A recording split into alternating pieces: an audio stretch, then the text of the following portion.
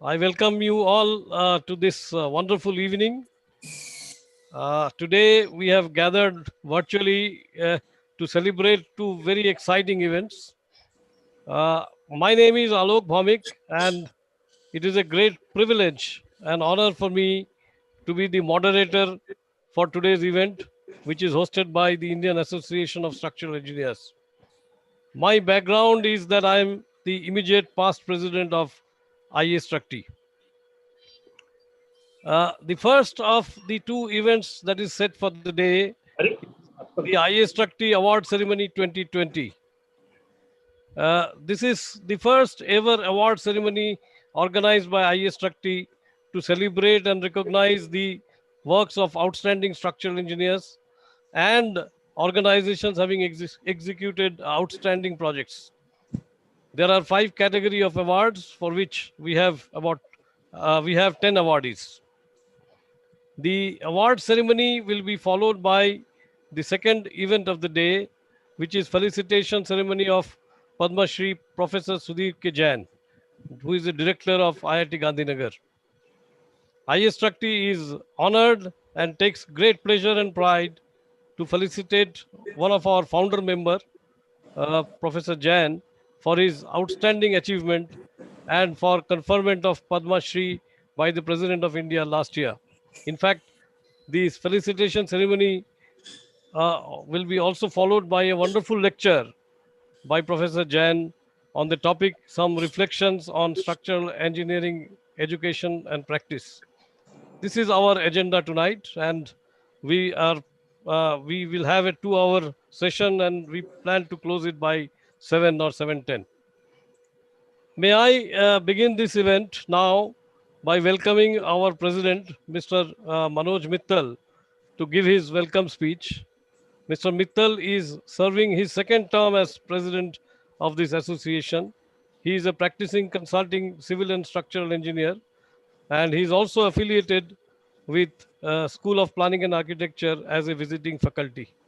So without further ado, may I hand over the floor to our president, Mr. Manoj Mittal ji. Thank you, Alok. Good evening, everyone. A hearty welcome to all.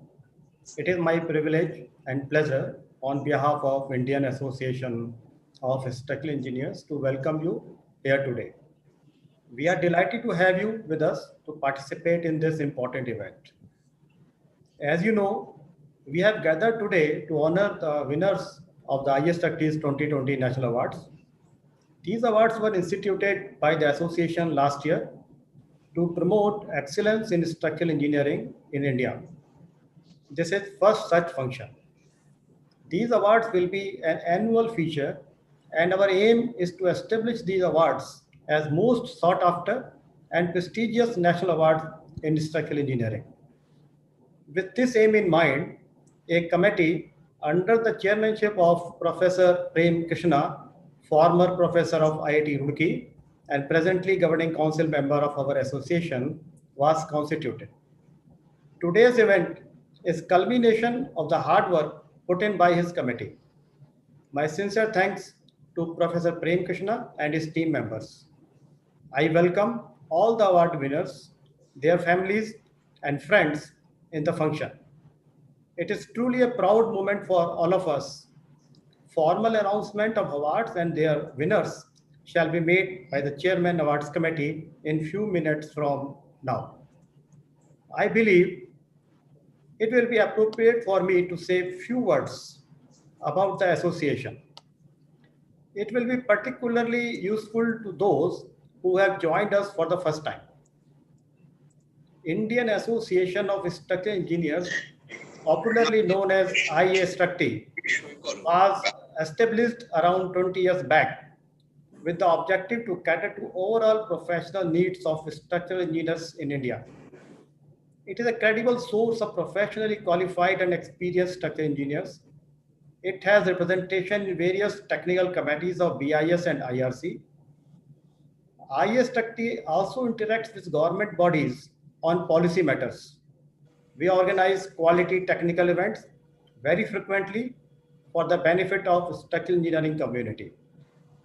IAStructE is also highly active in publishing quarterly technical journal SED, that is Structural Engineering Digest, and other code commentaries and guidelines. Its governing council consists of leading structural engineers from all over India. Mr. Mahendra Raj was the founder president of this association. We are fortunate to have him today in the program. I welcome Mr. Mahendra Raj, Mr. S. Ghosh, Mr. Subhash Mehrotra, Professor Mahesh Tandon, and Mr. Alok Bhaumik also led the association in the past. In brief, IAStructE is relatively young, but very well recognized, cohesive, active, and vibrant professional body. Many of you may not be knowing that Professor Sudhir Jain, who is presently director of IIT Gandhinagar, is also a founder member of IAStructE. It is a proud moment for me to extend my special warm welcome to Professor Sudhir Jain. Professor Jain is an accomplished academic administrator and brilliant structural engineer of international repute. He was awarded Padma Shri by the Government of India in 2020. It was a great news for the entire structural engineering community in India, and we at IAStructE decided to felicitate him for his outstanding achievements. But due to pandemic and other reasons, it could not happen earlier. I am extremely happy that today Professor Sudhir Jain is with us, and we shall be felicitating him. We will also hear his words of wisdom later in the program. I am thankful to you, sir, for accepting our invitation, and warm welcome once again. In normal circumstances, we would have organized a glittering grand in-person event. But our organizing committee, under the chairmanship of Alok Bhaumik, planned the entire event to be conducted in virtual mode. It was indeed a great challenge for IAStructE. I once again welcome Professor Sudhir Jain, all award winners, governing council members of IAStructE, members of awards committee, organizing committee, fellow structural engineers, faculty members, and students of various institutions who have joined this event. I am sure you will enjoy the program, and your presence will encourage us at IAStructE. Thank you. Thank you. Thank you, Manoj, for your very warm welcome and for introducing Indian Association of Structural Engineers. Let us now proceed with the first part of the event, that is the award ceremony 2020. It is my proud privilege to welcome Professor Prem Krishna, Chairman Awards Committee, and to request him to conduct this session and do the honors, please. Professor Prem Krishna, as many of you would know, is a pillar in our industry with very many accomplishments. One of his many accomplishments and services to the profession is his works on wind engineering. Uh, Many of you may not be aware that very recently he has received an international award, namely the International IAWE Presidential Award, that is International Association for Wind Engineering Presidential Award, given for lifetime achievements, recognizing his immense lifelong contributions to wind engineering and also for leadership to the Indian Society of Wind Engineering and IAWE. May I request Professor Prem Krishna, Chairman Awards Committee, to please start the award ceremony. Thank you. Well, good evening, everybody, and thank you so much, Alok, for your kind introduction. Also, thank you, Mr. Mittal, for introducing the concept of the awards. I join both of you to welcome all those who are attending this ceremony today, and particularly the award winners who are attending the ceremony, and Dr. Sudhir Jain, whom we are felicitating a little later in the afternoon. I'm happy to say that I have known Dr. Jain for a fairly long time, to be precise, 45 years. And I'm happy that we are together in this function and he's being felicitated. I have the task this afternoon, first of all, to say a little bit about the awards and then subsequently announce the awards. As has been mentioned, this is the inaugural IAStructE Awards ceremony, and the idea was set up last year. There were 5 awards that have been included in this set of awards. One for the outstanding structure. In fact, there are 2 awards under this category. There are 2 subcategories actually. Then there is the Outstanding Structural Engineer Award, then the Outstanding Woman Structural Engineer Award, the Promising Young Structural Engineer Award, and an award for an outstanding ME thesis. The awards committee that has been mentioned, and I would like to introduce them to you, was set up by the IAStructE last year to go ahead with these awards. Mr. Amitabh Ghoshal, a veteran amongst structural consultants, and a very outstanding record of work that he has to his credit. He is currently an advisory consultant, and till recently, he was the president of the CEAI, the Consulting Engineers Association of India. He is extremely active, writing papers and getting awards for them, writing books, presenting webinars, and doing professional work like the kind of work that he is doing to help this awards committee.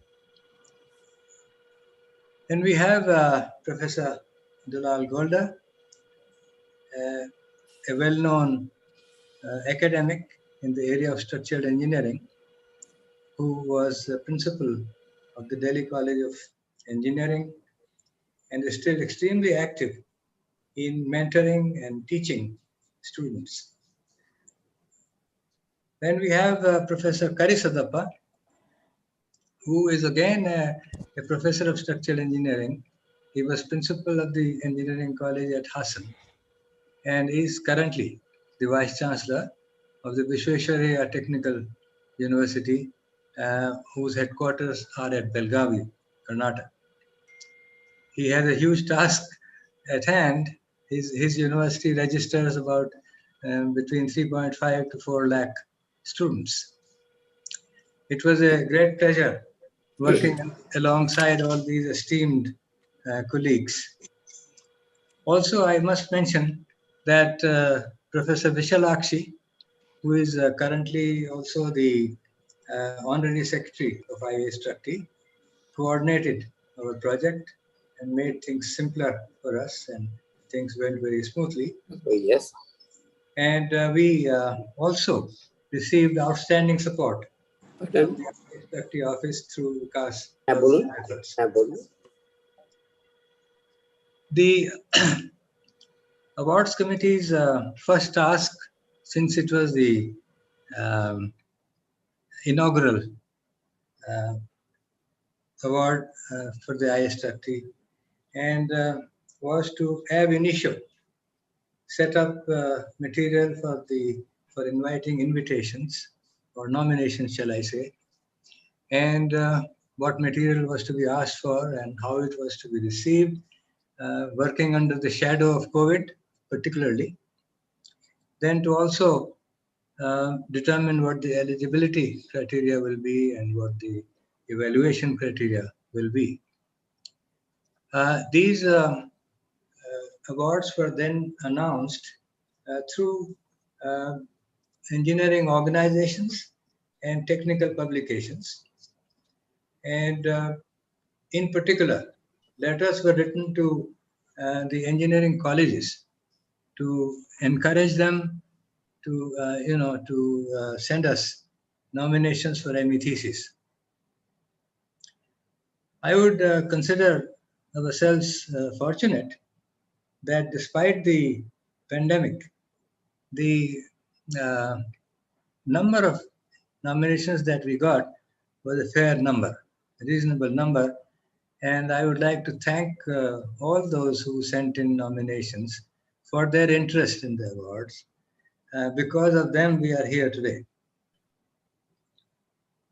The committee then went about evaluating the various entries individually and met in online meetings to collate our results and iron out any issues that were there. There weren't many because the pattern of evaluation almost from everybody was similar. And on that basis, we made our recommendations for the awards. We found that in the 3 individual awards, the Outstanding Structural Engineer Award, the Outstanding Woman Structural Engineer Award, and the Promising Young Structural Engineer Award, the marking on the top was very, very close. So in fact, we did recommend more than one award, whereas only one had been stipulated initially. With this background, I would now have the pleasure and the privilege to announce these awards, each of which carries a certificate, a citation, and a memento. And before I begin, I would like to congratulate all the award winners. The first category of awards is for Outstanding Structure of the Year. And there are 2 subcategories. One is for buildings, including residential, commercial buildings, hospitals, schools, etc. And the second subcategory is for structures other than buildings, which means bridges, towers, monuments, sports complexes, and so on. In the first subcategory, that is for buildings, the award goes to Larsen and Toubro, Chennai, I beg your pardon. I first have I beg your pardon. It goes to Innotech Engineering Consultants Private Limited, Bangalore, for the Embassy Lake Terrace building in Bangalore. I would like to invite Mr. Vinay Gupta, who is Vice President North for IAStructE, to kindly read the citation for this award and at the end to request the President to confer the award. Mr. Vinay Gupta. Thank you so much, sir. It's my honor and privilege to read the citation of the very first award winner of today's evening, that is Messrs. Innotech Engineers Consult Private Limited. A building structure becomes outstanding when innovations are introduced by its designers in one or more ways, such as in the planning stage, in the development of design concepts, in structural detailing and its implementation, in development of construction methodology, in creating the aesthetic look of the structure, and in maximizing the opportunity of occupants to have the best view around. That's very important nowadays. Embassy Lake Terraces have achieved the status of an outstanding building structure with the care taken by its planners to have the building located inside the available land area and then give it a twist of 30 degrees at mid-level to provide the privileged upper floor occupants, because nowadays people like the upper floors as much as possible. So they are the privileged people, a grand view of the attractive landscape that lies around them. This is a very striking design innovation for the health conscious users. Multiple facilities like jogging track, yoga center, and water sports are provided. Another innovation which has ensured greater structural efficiency is the use of post-tension voided slab, something like bridges. Here, post-tension voided slab here in buildings as well, which are supported on the columns flared at top at the sky deck level. The waffle slab used at the basement and podium roofs are efficient in controlling vibrations. Further use of wall and slab system at the apartment floors gives plaster-free form finish surfaces for the users, and it reduces construction debris. The use of free flow, that is slab compacting concrete, made construction faster because well compacted, not much of vibration is required with the needle, etc., and helped designers to optimize material usage. Effective participation by all stakeholders, including the constructors and the service providers, and quality workmanship by the workforce under the guidance and leadership of the consultant, has contributed in achieving the outstanding status of Embassy Lake Terraces. In view of this outstanding accomplishment, Indian Association of Structural Engineers is privileged to present the Outstanding Structure Award 2020 for buildings to Innotech Engineering Consult Private Limited, wishing them greater success in contributing towards excellence in structural engineering. I think take a moment, please, to have a look at these photographs that we have received, and they are really marvelous pieces for that matter. Well, now I request and invite President IAStructE, Engineer Manoj Mittal, to please give away the award.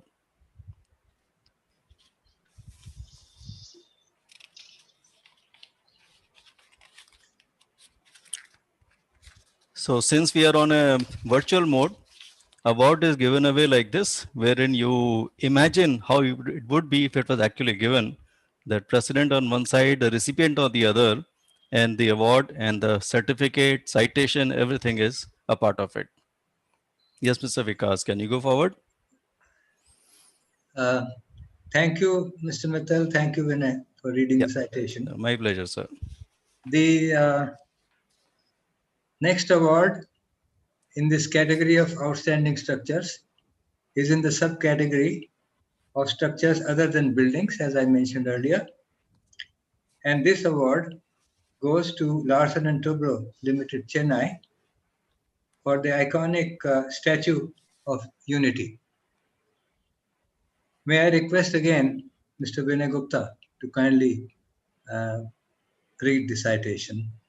Thank you, sir. Thank you. It's again an honor and privilege for me to read out the citation of an iconic structure and almost a world record making structure in India. The Statue of Unity is not a mere structure, but the embodiment of a national vision in steel and concrete. The concept originated from the compelling desire to create a landmark that will immortalize the stupendous work done in the early years of India's independence to make India one nation by coalescing 565 fragmented states that were inherited from the colonial rulers, with the Iron Man of India, Sardar Vallabhbhai Patel, playing a key role. A huge virgin area untouched by development woes near massive Sardar Sarovar Dam was identified for creating an eternal tribute to this impossible task that created the strong nation that's India. A large number of professionals from across the world collectively conceived a complex that included the statue taller than all others in the world, a museum and exhibition hall, hospitality center, and appropriate infrastructure, of course, for upgrading the area to become the primary tourism center in the country. So now we have one more tourism center, and we'll all be happy to go there and witness everything. The challenging task was accomplished within the given budget and time frame in constructing this 183 meters tall statue on a pedestal that houses the public assembly and study area.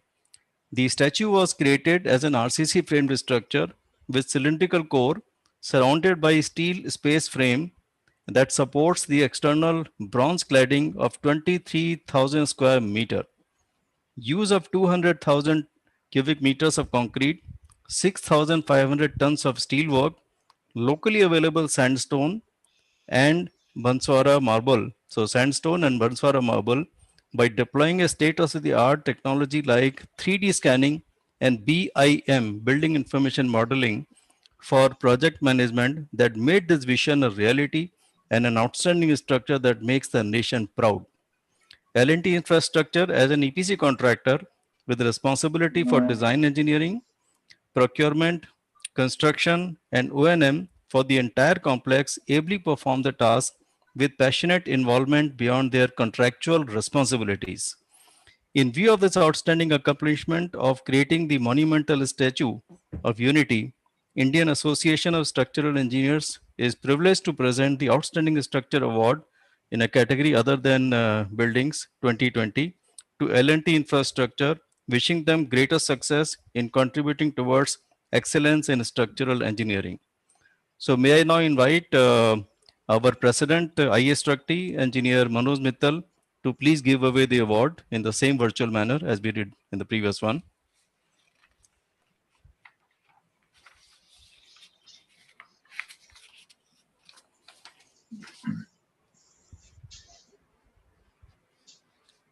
So a certificate, a citation, and memento, all these three things are given away, and they will, of course, I'm sure, be reaching through courier. Thank you again, Mr. Mittal, and Thank you, sir. Thank you. for reading the citation. The next to panel members. Is it possible whether you will allow us to say a few words on this occasion? Yeah, I am Veeramani from L&T Construction. No, Mr. Viramani, not in this award ceremony because we have a very tight schedule. So maybe after all the awards are announced, we can see that. Not now. Thank you very much. Thank you very much. Thank you. The next category of awards is for Outstanding Structural Engineer 2020. And as I had mentioned before, although one award was stipulated to be given, because of the very, very close results that we got for the top two nominees, we had recommended two recipients to receive the awards. The first one is Dr. Arjun Sil, Assistant Professor, Department of Civil Engineering, National Institute of Technology in Silchar, Assam. May I request Professor Vishalakshi, Honorary Secretary, IAStructE, to kindly read the citation for Dr. Sil. Thank you, Professor Prem Krishna. It's my privilege to read the citation for the Best Outstanding Structural Engineer of the Year award conferred on Dr. Arjun Sil. Dr. Arjun Sil, currently working as Assistant Professor in Civil Engineering, NIT Silchar, Assam, received his BTech degree in 2002 from Nehru University, MTech in Earthquake Engineering from NIT in 2010, and PhD from ISC Bangalore in 2014. During his experience of nearly 18 years at NIT Silchar and Government of Tripura, he has worked in the areas of earthquake-resistant design of structures, geotechnical seismic microzonation, seismic hazard analysis, seismic vulnerability, retrofitting techniques, air pollution, corrosion and chloride hazards modeling, blast load and damage modeling, COVID-19 transmission modeling, and image-based supervised fracture modeling, space hazards, DT and NDT testing techniques, and structural health monitoring. He has so far published 45 research papers in highly reputed international and national journals, and currently guiding 9 PhD students, 1 already defended and 8 are ongoing, with over 31 MTech students guided. Students as well as 1 granted patent to his credit. He is also a reviewer of many reputed international journals, to name a few: Natural Hazard Review, ASC Journal, Natural Hazards and Risk, Taylor and Francis Journal, Journal of Earthquake Engineering, International Journal of Geotechnical Earthquake Engineering, and Corrosion Engineering Science and Technology. In recognition of his accomplishments, the Indian Association of Structural Engineers is privileged to confer upon Dr. Arjun Sil the Outstanding Structural Engineer Award 2020. We all wish him greater success and contribution towards excellence in structural engineering and academic profession. May I request Engineer Manoj Mittal, President IAStructE, to confer the award upon Arjun Sel.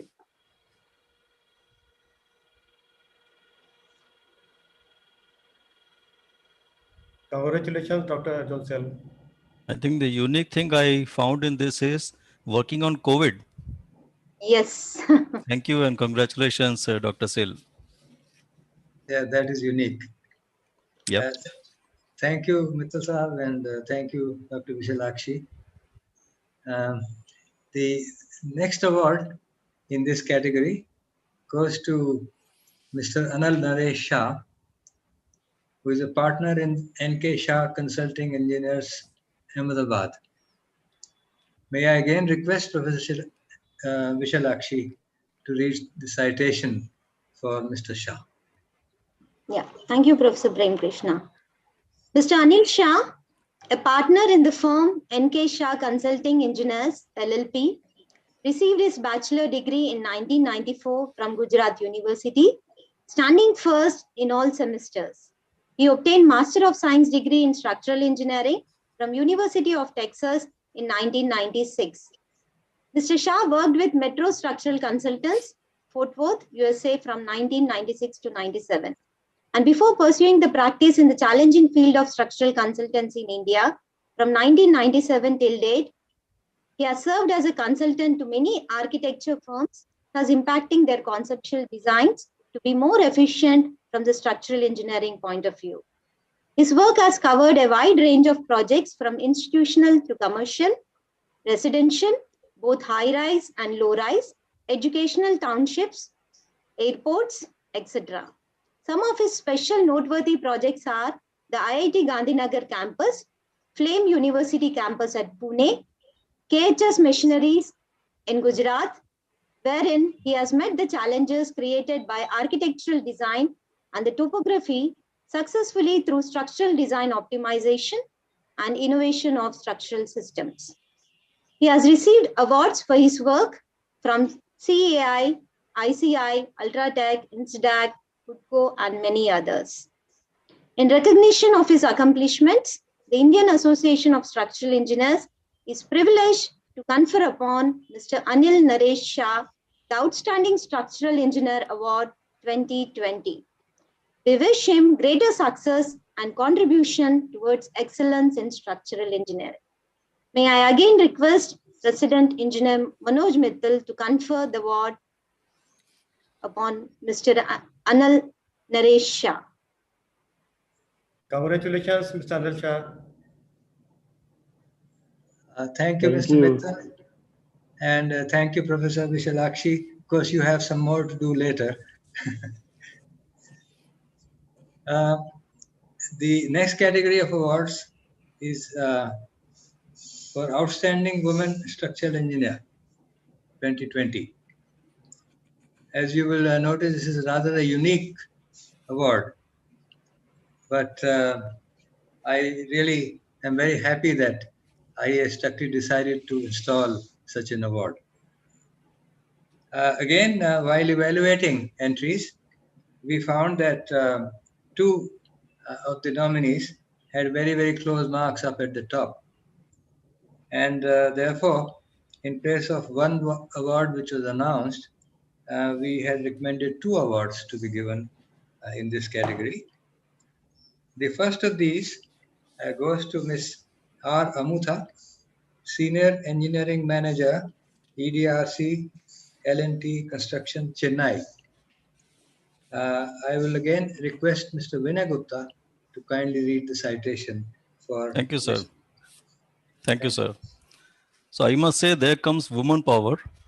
And in our branch, it's even more important to talk about women in civil engineering because the number of civil engineers, women, are much lesser in our field, definitely, even today. Okay, about the citation of Mrs. R. Amutha. Mrs. R. Amutha obtained a BTech in civil engineering degree with distinction and university gold medal and an ME Structural Engineering degree also with distinction from Gindi Anna University. Of course, I've been to this college. Mrs. Amuta was also persuaded the postgraduate management program from SP Jain Management and Research, Mumbai, that is SPJIMR. I think a lot of us must be knowing this. She is currently working as Senior Engineering Manager, Civil in EDRC, Engineering Design and Research Center in the area of building and factories at L&T Construction. She worked in some challenging projects like seismic isolated hospital building in Assam, Apollo Proton Therapy Cancer Center in Chennai, CESC Quest Mall at Kolkata. So almost covering the three major locations of the country and seismic. During her professional journey of 16 years, she successfully managed and delivered complex engineering and design projects with project values ranging from 150 crore to 2,100 crore from conceptual design to completion stage. In recognition of her accomplishments, the Indian Association of Structural Engineers is privileged to confer upon Messrs. R. Amutha the Outstanding Woman Structural Engineer Award 2020, wishing her greater success and contributions towards excellence in structural engineering. So we have the right person who's been awarded, and I'm sure the jury had a tough time deciding this award. Thank you. So I request Engineer Manoj Mittal, President IAStructE, to please confer the awards upon Ms. Amutha R. Congratulations, Ms. Amutha, for receiving this award. Congratulations. Thank you, sir. I'm really very much honored to receive from this prestigious organization. Thank you, sir. I'm sure you'll have many more from many other organizations also. Thank you so much, sir. With all your blessings from the entire structural engineering fraternity, I wish to achieve much more, sir. Thank you so much. Great. Well, all the best. Congratulations. Thank you, sir. Thank you, Mr. Mittal, and thank you, Vinay, for reading the citation. Thank you. The next award is to Dr. A.P. Shashikala, Professor, National Institute of Technology, Calicut. May I again request Vinay to kindly read the citation. Sure, sir. Sure, sir. Thank you. So once again, it is my proud privilege and pleasure to read out the citation of this civil engineer for the past almost 4 decades. Dr. A.P. Shashikala, currently a professor in the Department of Civil Engineering, National Institute of Technology, Calicut, that's NIT Calicut as we know.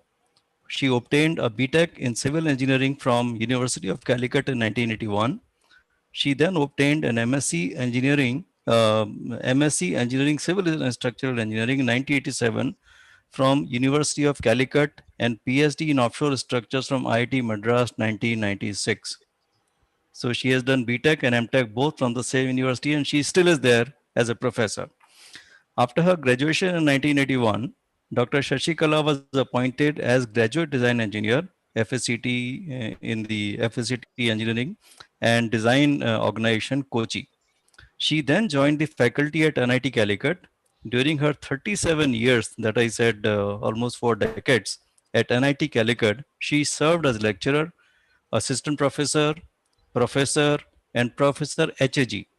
Besides the teaching responsibilities, she has significant contributions through sponsored consultancy involving material testing, design and scrutiny of multi-story buildings and bridges, stability of buildings for center and state government and private agencies. She generated revenue from consultancy worth 300 lakh, that's 3 crores, and sponsored research projects about 180 lakhs, that's 1.8 crores, and has so far guided 10 PhD research scholars, 115 MTech projects, and 70 BTech projects. Wow, that's a large number. Even for 37 years, I must say it's too big a number.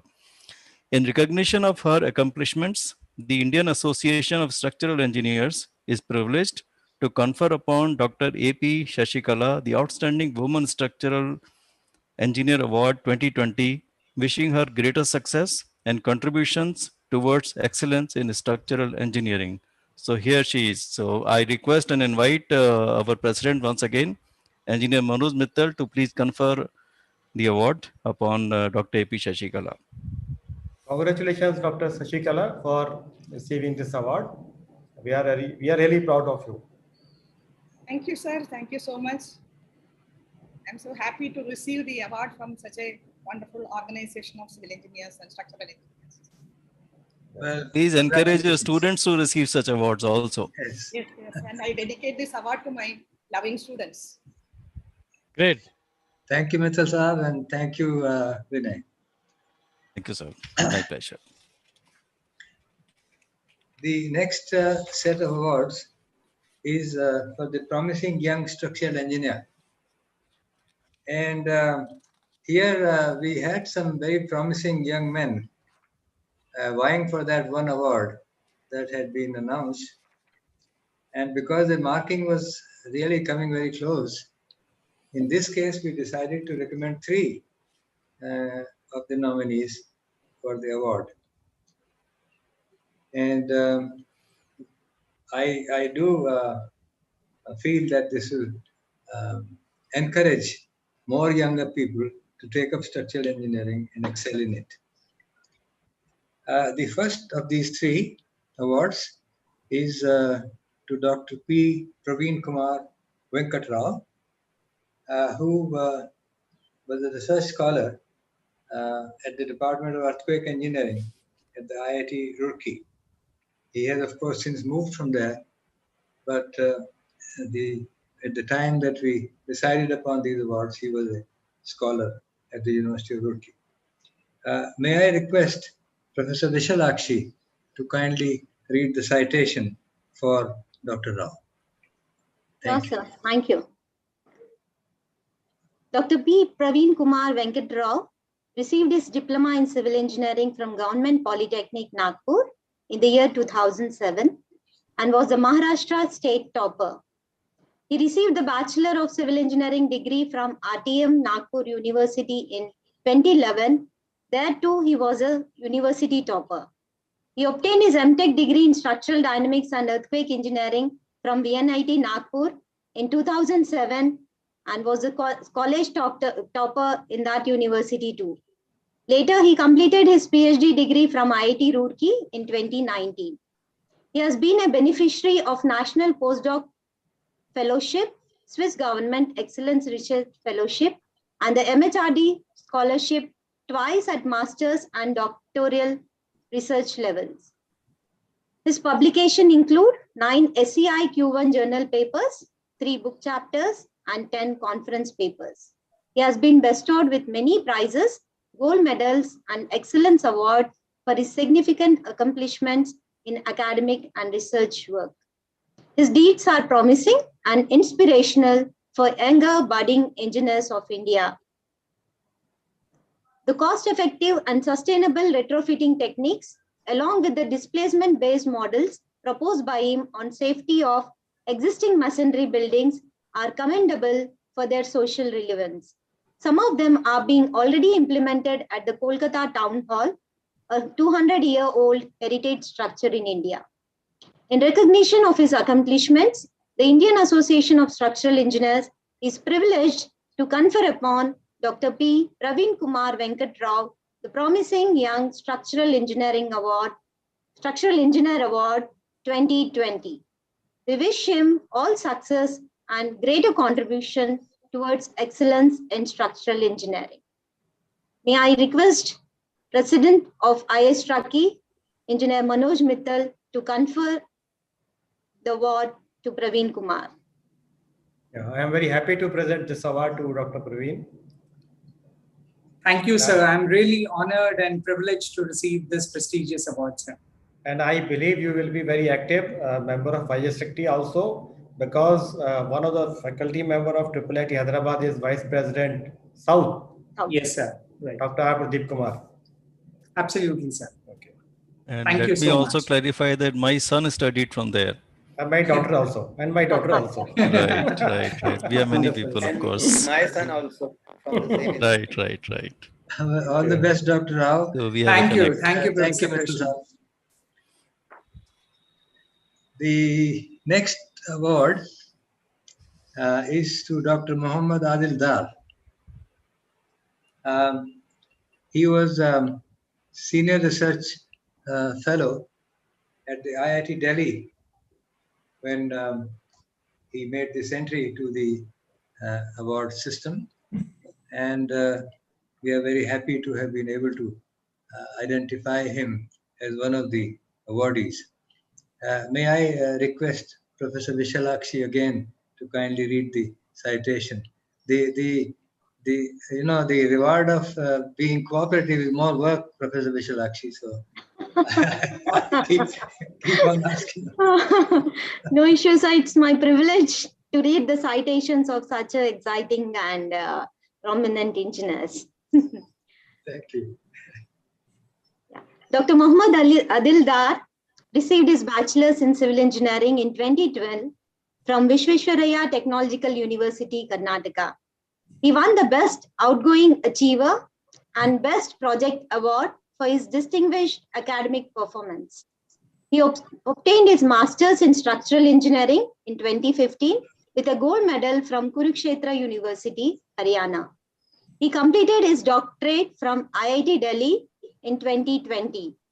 He received the Research Excellence Travel Award from IIT Delhi and International Travel Fellowship Award from the Indian National Science Academy.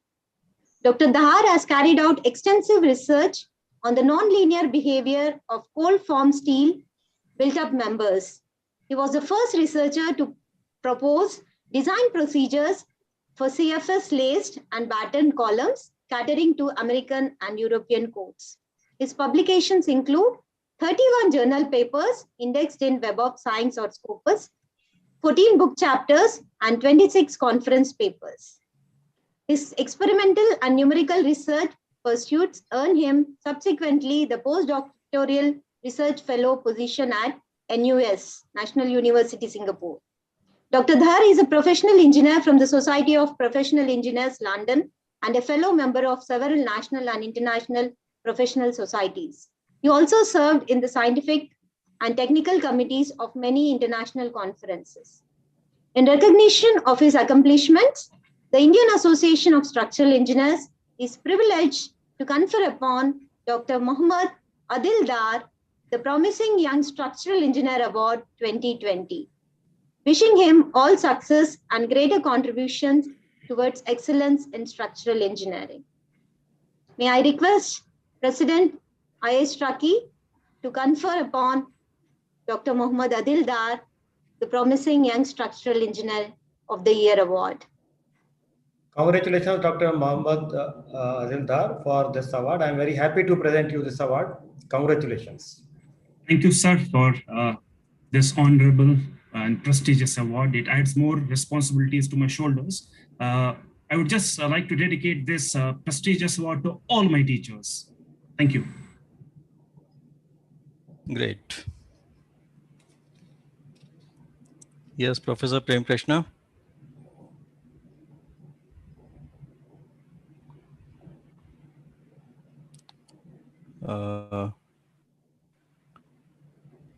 Okay, so so I think his connection might have gone. Okay.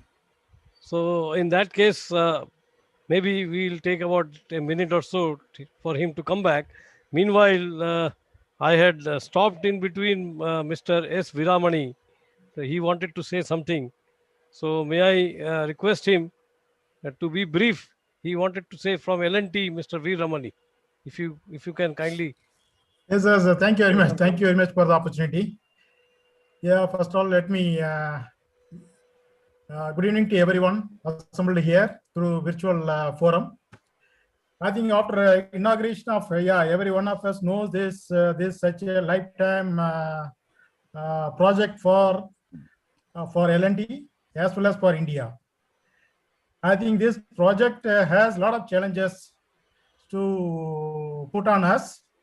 Yeah, this is almost like a 4-kilometer downstream of this Sardar Sarovar Vallabhai, Narmada Dam. So this actually the government of Gujarat decided to construct on this statue on the middle of the river over the hillock. So this has a lot of like a challenge for us. So not only for design, even construction, everything is a challenge for us. On a record time of 46 months, we have constructed and dedicated to the nations. And so I thought on behalf of L&D Construction, I received this award. This I dedicate these to these hundreds of engineers worked on day and night to achieve this project. And also there is like thousands of laborers worked on this project to whatever you are seeing now.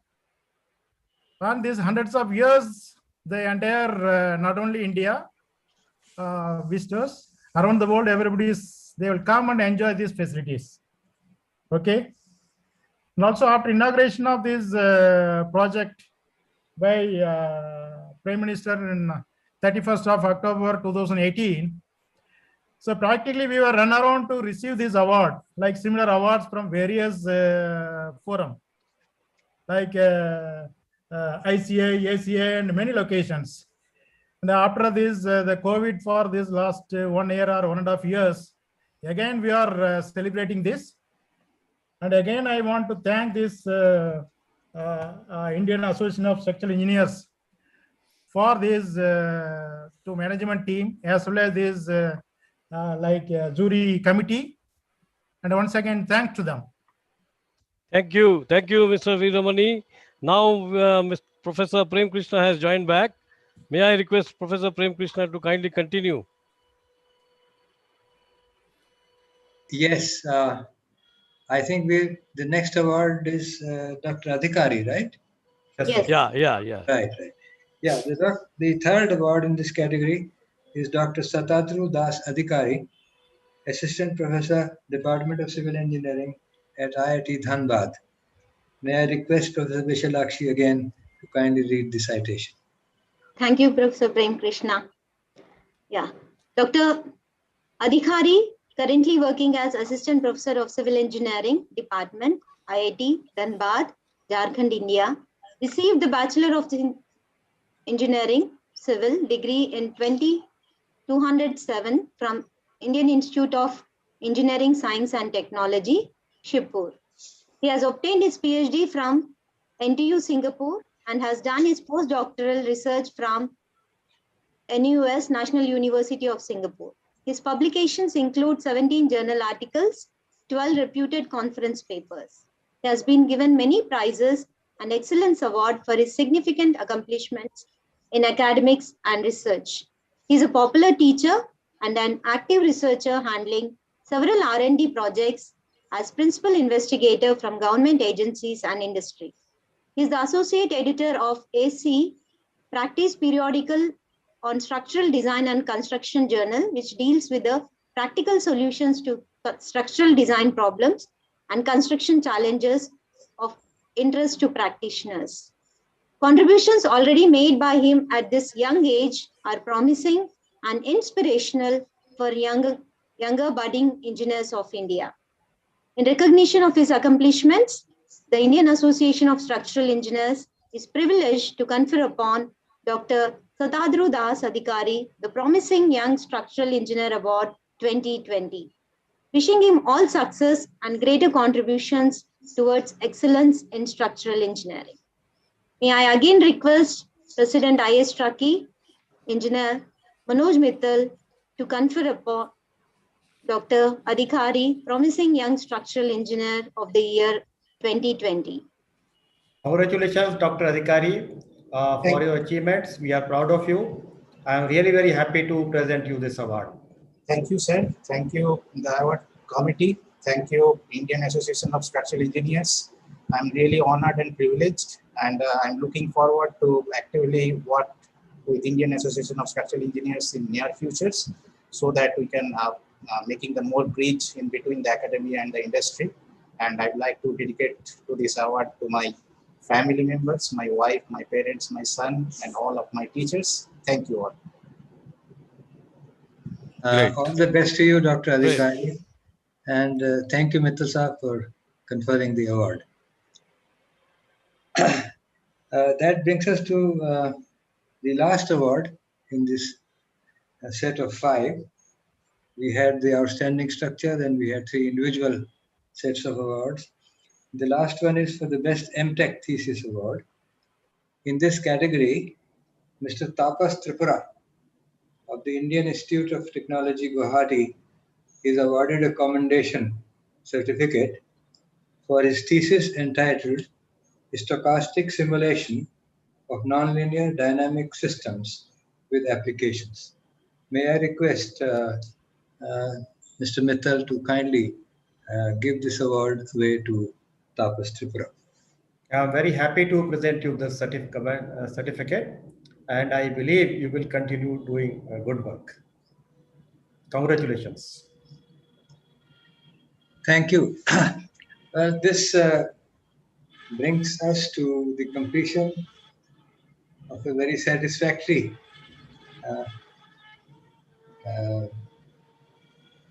effort, satisfaction for all the effort that was made to make these awards possible.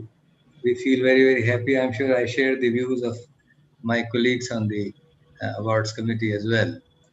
I would like to congratulate again all the award winners and thank Mr. Mittal for doing the honors. I'm sure they will all cherish this moment of being awarded by you in this ceremony. I also want to thank Mr. Vinay Gupta and Professor Vijayalakshmi again for reading through the citations.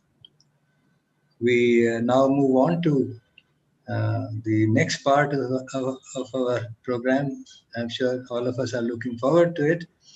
And I'll pass the baton back to Alok Bhamik. Thank you. Good evening.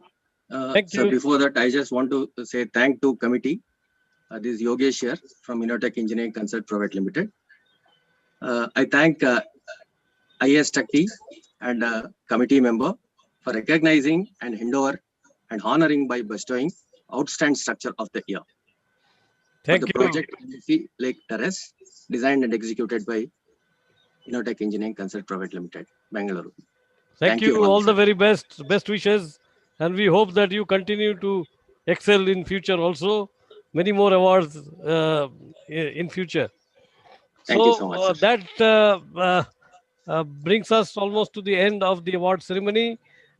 Congratulations once again to all the awardees, and many thanks to Professor Prem Krishna for conducting this ceremony so beautifully, despite the fact that you had undergone a cataract operation just 3 days ago.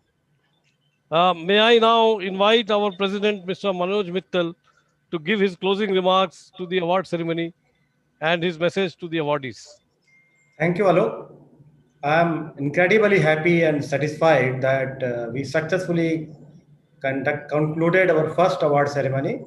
On behalf of Indian Association of Structural Engineers, I congratulate all award winners in various categories. We at IAStructE are extremely happy to honor and recognize your outstanding contribution to structural engineering profession. Please continue good work. It will be an inspiration for others. As Professor Prem Krishna mentioned, this time we received some exceptionally good entries, and award committee found it difficult to pick best one and instead decided to award more than one in many categories. It is a good start. I am confident that these awards will gain eminence and with time and promote excellence in structural engineering. Based on the experience gained in the first year, there might be some changes in these awards in the coming years. It will be announced very soon. My sincere thanks to Professor Prem Krishna, Professor Dulal Goldar, Mr. Amitabh Ghoshal, Professor Kari Siddhappa for excellent work. As I mentioned earlier, we have Professor Sudhir Jain with us. I once again welcome him in the program and thank him that he spared some time for us and accepted our invitation. Professor Jain, your gracious presence is very inspirational for all of us. I know everyone is eagerly waiting to listen to you. So without taking more time, I request moderator Alok Bhamik to take program further. Thank you. Thank you, Mr. President. for this concluding remarks. We sincerely hope that next year award ceremony will be in person as we plan. I mean, this year, due to unavoidable circumstances, we had to go on a virtual mode, but I'm sure next year we will be able to do it in person. Let us now proceed with the second part of the event, that is the felicitation ceremony of our founder member and Padma Shri Awardee Professor Sudhir K. Jain, Director IIT Gandhinagar. This is the crowning event of the day, and it gives me immense pleasure to moderate this event as well. Most of us participating today already know Professor Sudhir Jain pretty well, and we know his qualities.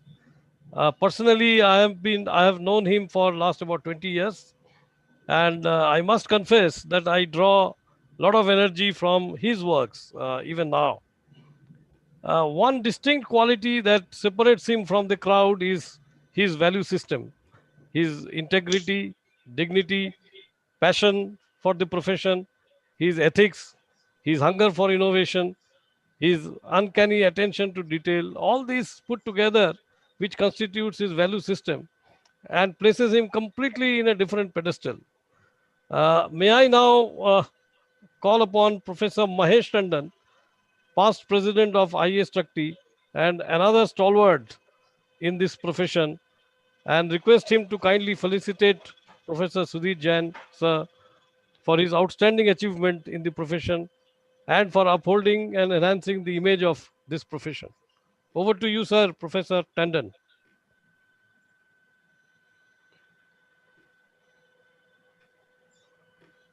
Thank you, Alok. I would like to say a few words before I really felicitate him formally. I have been given this privilege to unpack the professor for you so that you can get an insight into the persona of the gentleman who is being felicitated by IAStructE this evening. The best way to do it is to take you on a voyage and recount some of my interactions with him over the years. First, his student days. He is much younger than I am, passing out some 17 years after I did from Roorkee. While reading about his accomplishments at Roorkee, I realized that the only contests in which I could outpace him or defeat him was the annual marathon race or some field and track events. I want to talk about his generosity. We have 3 decades of friendship behind us. It started when I visited his office and found an extensive library of books and documents in the field of earthquake engineering, which was my core area of interest at the time. Not only was he generous with his time in exchanging views on the subject, but also sharing anything from his personal library. His hospitality is legendary. In 1994, Professor Jain was at the University of Michigan, Ann Arbor, USA, as a visiting professor. Coincidentally, my daughter joined the same university for her PhD in the same year. Professor Jain went all the way to the Detroit airport, some 50 kilometers away, to pick her up along with her friend, plus 4 suitcases for which he had to mobilize 2 cars. My daughter and her friend spent the next few days enjoying the hospitality of the Jain family at their residence while searching for accommodation. Next, I want to talk about his contribution to civil engineering. It was in the year 2000 that we met in Bangalore in a conference related to civil engineering, which was open to students also. We asked one of them whether he saw his future in academia or the industry in civil engineering. To our utter horror and surprise, his response was, "Civil engineering? That's a low-tech, low-paid profession. I only want to get a degree in engineering and then get a proper job in the IT industry." These sentiments reflected the abysmal level in the eyes of the students that civil engineering had reached in its downward spiral. On the return flight to Delhi, we asked each other, how can we address such concerns of the civil engineering students? We both agreed that at least part of the problem related to insufficient exposure about what our profession is all about. The idea of holding a summer camp at IIT Kanpur for civil engineering students was thus born. The objective of the camp was to provide an exposure to the civil engineering technology through presentations of modern and heritage constructions, excursions to the sites, motivational talks, and personality development workshops.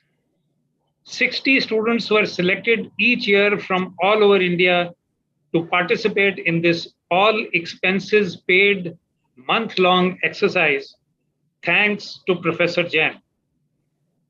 The activities included a direct communication with the captains of the civil engineering industry so that the students could share their present concerns and future dreams. The camp provided to be an eye-opener for all the stakeholders, the participants, the industry, and the institutions. It was apparent that the perceptions of the students about the civil engineering profession and their self-esteem underwent a positive change. Friendship across the virtual hedge that separates the worlds of academia and the industry also proved to be of a vital outcome of these camps. The camp became an annual feature for 10 years, 2001 to 2010. While preparing for this talk, I came across an interesting paper published in the American Society of Civil Engineers, July 2004 issue of the Journal of Professional Issues in Engineering Education and Practice. The title of the paper read, "Recreating Romance of Civil Engineering, the 2001 Summer Camp of Indian Institute of Technology, Kanpur, India." The authors were CVR Murthy, Onkar Dikshit, Mrs. Ranjana Tandon, Professor Sudhir Jain, and myself. His role in the establishment of an institution of higher learning is possibly one of his most important achievements. Professor Sudhir Jain was appointed as founder director of IIT Gandhinagar in 2009. During my several visits to the campus, I realized that this is not merely a young IIT. It is a pioneering institution with a different DNA. It is based on the premise that we have to think beyond ourselves and ensure that the next generation of engineers have to be better than us. He has set up the institution from scratch, including the design and construction of the new campus. Earthquake engineering has always been Professor Jain's first love. Apart from the open character of the entire campus alongside the river Sabarmati, the earthquake-resistant buildings in confined masonry bear the unmistakable stamp of Professor Sudhir Jain. The curriculum of IIT Gandhinagar focuses on overall development of the students and attempts to equip them with skills that are necessary to become leaders in society. This is an element of education which has been missed by all the other IITs and perhaps other institutions as well. It has a significant component of humanities and social sciences, life sciences, and significant exposure to design and creativity that provides flexibility to the students to choose their own learning path. Curiosity, after all, is a powerful tool that we all possess. The Institute has developed a unique 5-week foundation program for the freshers, which is a higher and improved version of the one we designed for the summer camp at IIT Kanpur. Incidentally, in this 5-week period, there are no classes. The program is designed to mold students to take up leadership roles in society and learn about our country and our culture before they get involved in solving differential equations for the next 4 years. To conclude, we can learn many things from Professor Sudhir Jain. Amongst them is that hope should not be considered as a strategy. Things do not work out automatically if we just wait and watch. We have to be proactive if we want to open the gateway to the future for the engineers of our country. I will now read out the citation that the Indian Association of Structural Engineers wishes to present to Professor Sudhir Jain to felicitate him for his recent achievements that have given a boost to the profession of structural engineering in India. So this is the citation, and may I request our president to make an appearance and at least give this to him, and then I will read out the felicitation. Or have I got the sequence wrong? Since the citation is already there, let me just read it out for everybody. Yes, sir. Professor Sudhir Jain is an internationally reputed scholar of earthquake engineering and recognized as one of the most dynamic educators in India. His special areas of interest are higher and technical education and earthquake safety. He is currently serving his 5-year term, which is the third one, as the director of the Indian Institute of Technology, Gandhinagar, which he joined as its founder director in June 2009. Given its several unique academic programs and initiatives, IIT Gandhinagar has carved out for itself a unique identity within the IIT system. Professor Jain received his bachelor's degree in civil engineering from the University of Roorkee, now known as IIT Roorkee, in 1979. And now I will tell you why the only event that I could probably beat him at was the annual marathon race in the university. His scholastic achievements included Chancellor's Gold Medal, Best Student of the Year 1979, Vice Chancellor's Gold Medal for the highest CGPA in the year 1979, and the Thomson Memorial Gold Medal for Best Engineering Design for the year 1979.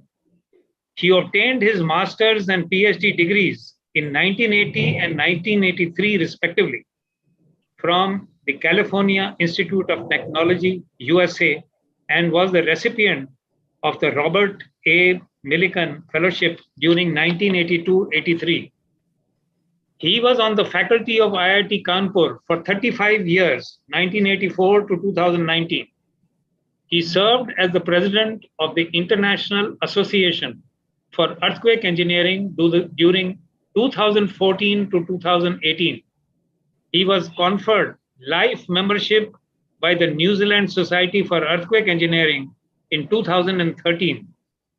He was elected Fellow of the Indian National Academy of Engineering in 2003 and was elected as an international member of the United States Academy of Engineering in 2021 for leadership in earthquake engineering in developing countries. Professor Jain is a 2018 Distinguished Alumnus Awardee of IIT Roorkee and was conferred the Padma Shri by the President of India in 2020. The Indian Association of Structural Engineers is privileged to felicitate Professor Sudhir K. Jain for his exceptional achievements in the field of engineering and honor him for enhancing the image of the profession. Can I now request our President, Mr.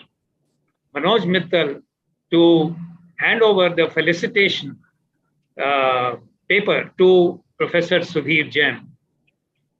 I'm really very happy on the behalf of IAStructE to present this memento to Dr. Sudhir Jain for his outstanding contribution to the structural engineering profession. And physically, I don't know when we will be able to do, but virtually, I request Dr. Sudhir Jain to please accept this memento, and we felicitate you, and we are very happy and proud that you are one of the member of IAStructE. Thank you, Professor Sudhir Jain. Thank you. Thank you, Mr. Mittal. Thank you. Now comes the most awaited part of the evening, which is a talk by Professor Sudhir Jain on some reflections on structural engineering education and practice. And of course, he's most welcome to say a few words on the presentation that has been made to the citation that has been handed over to him. Thank you. Over to you, Professor Sudhir Jain. Thank you, Tandon Sahab, for very generous introduction, and thank you to Indian Institute of Structural Engineers for this honor and for this recognition and for this opportunity to share my views. I have greatest respect for the organization and for its members.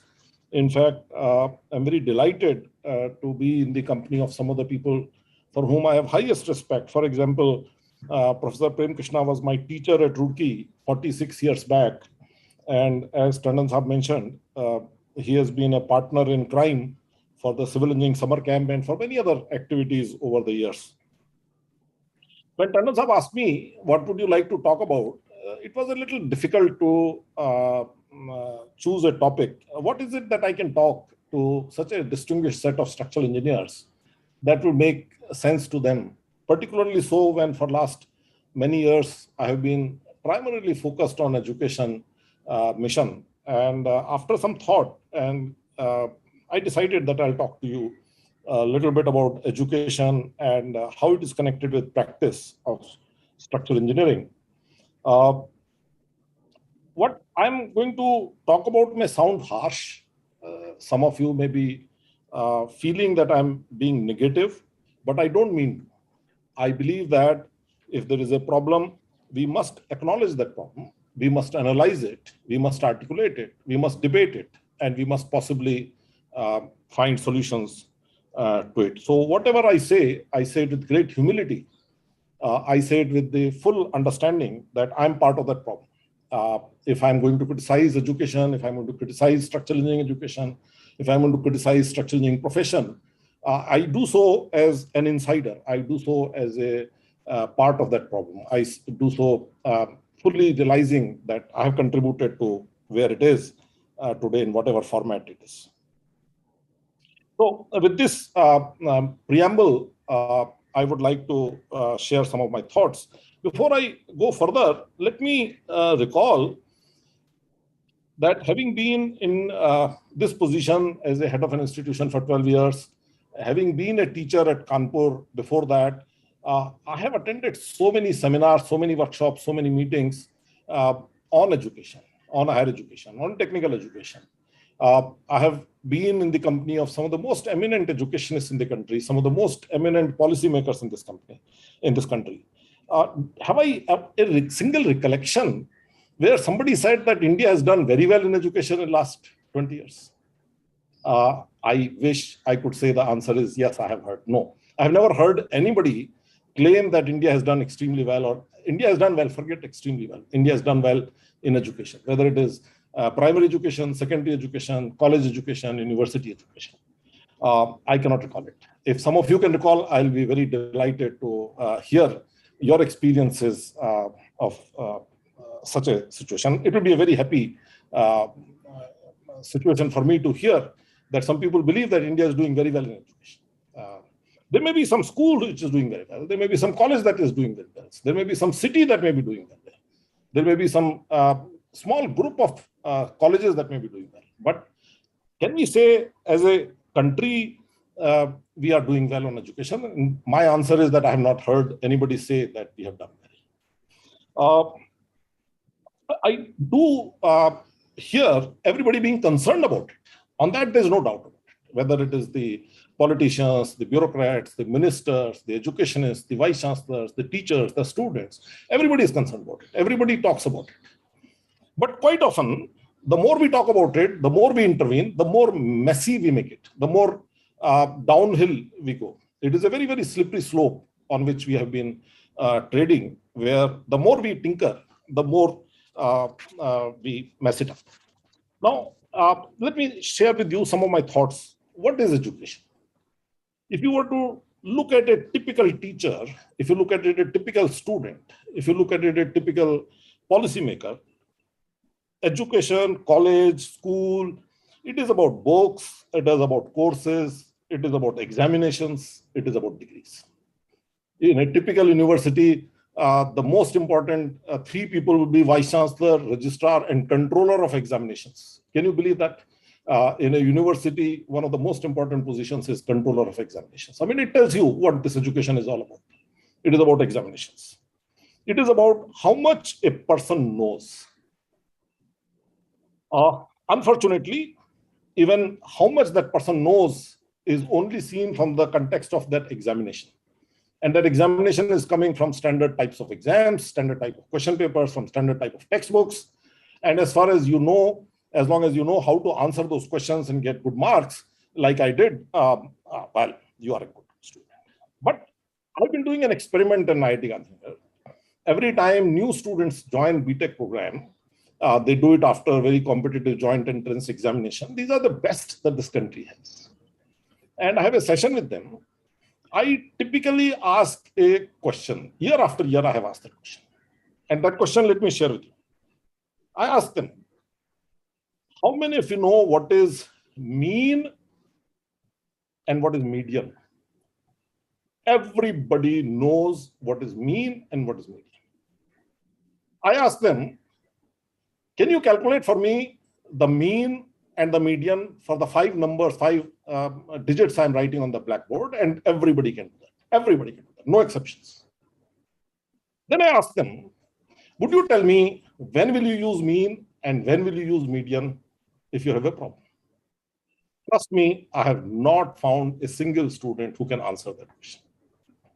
And that is what explains the problem that I'm talking about. Of late, I have started to ask that question to PhDs and eminent faculty candidates in mathematics. And to my embarrassment, very rarely I'm able to get an answer. When will you use mean and when will you use median? But everybody knows how to calculate mean, how to calculate median. And that is the crux of the problem. Now, let me give you another instance to share with you my concern about education. When I came to IIT Gandhinagar, there was a retired Major General here, and he had 5 daily wagers. There were 6 faculty members, and I had to raise the college from ground up. I had to hire clerks, I had to hire assistant registrars, engineers, in addition to faculty. The accounts officer, all kinds of. And I realized very quickly that my concern in recruitment was very different from the concern of some of my senior colleagues. As a classic example, in one instance, we were looking for an electrical engineer, and I told my senior colleagues to interview all the candidates and give me a list of 5 people that they find most suitable, and I would like to then meet those 5 people. They gave me the 5 names, and I then met in their presence those 5 people. And the merit list that they had given me became upside down. The person that they had put in number 5 became number 1, and the one number they had offered number 1 became number 5. Why? Because my colleagues had checked how good is that electrical engineer. But I was looking for something else. My worry was that if this electrical engineer comes to IIT Gandhinagar and he indulges in some malpractices, he will be a big pain for the institution.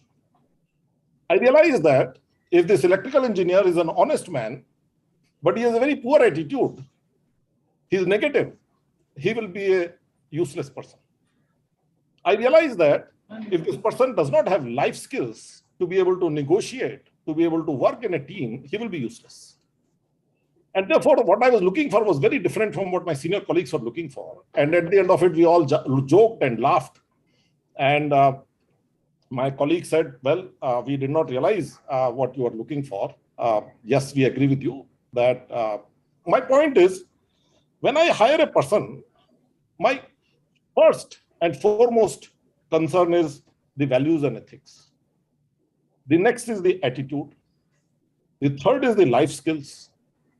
And only the fourth is the subject knowledge.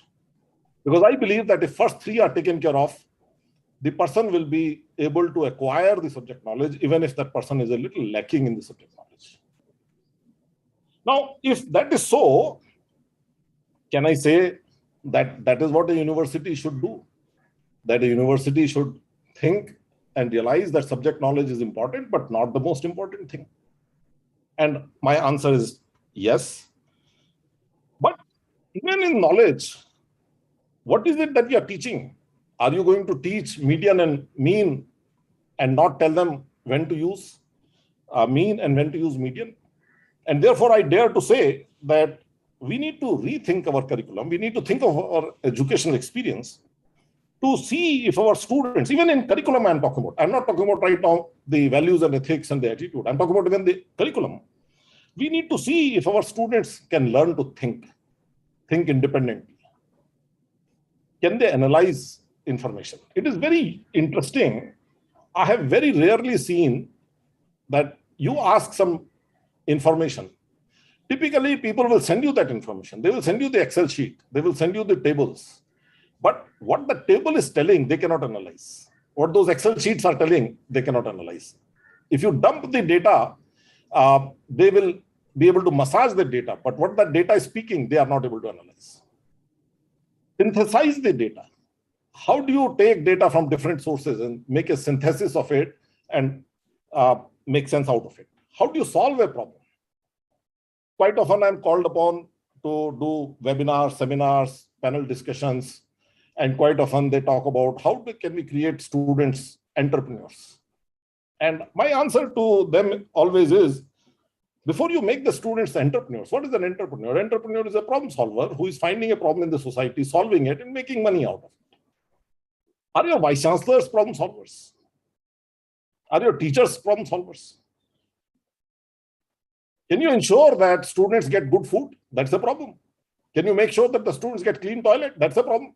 If your teachers cannot solve those problems, how do you expect your students to be problem solvers? Finally, you want students to learn so that they can keep learning all their life. What about the values and attitude?